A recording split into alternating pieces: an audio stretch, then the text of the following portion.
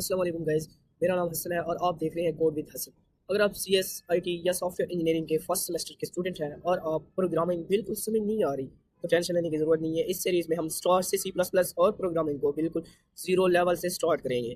आज की वीडियो में हम समझेंगे प्रोग्रामिंग क्या होती है और नेक्स्ट पार्ट में हम आगे चलेंगे।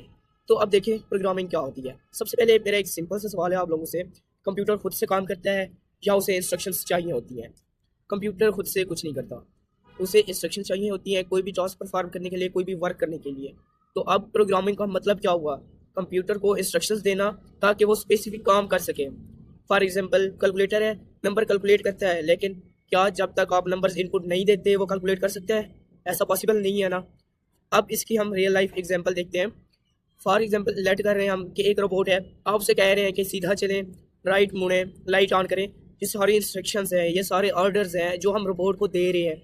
अगर हम इंस्ट्रक्शंस या ऑर्डर्स रोबोट को नहीं देंगे तो क्या रोबोट कुछ करेगा?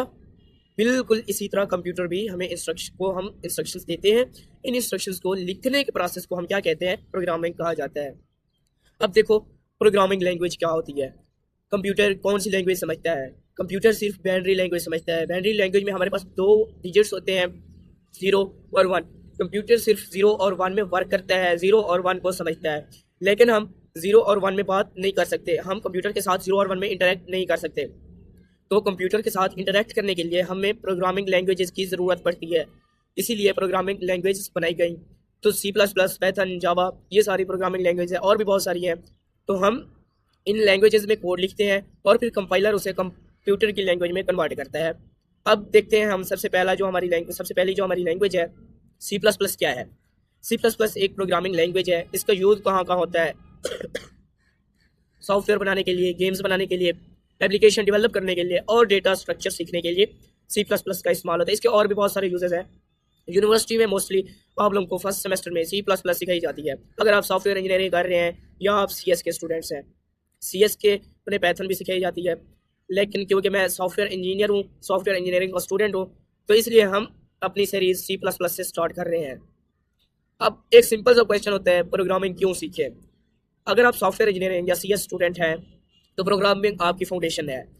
तो ज़ाहिर सी बात है, अगर आपकी फाउंडेशन स्टार्ट होगी तो आपके लिए ऊप आसान होगा, DSA आसान होगा और फाइनल ईयर प्रोजेक्ट आसान होगा।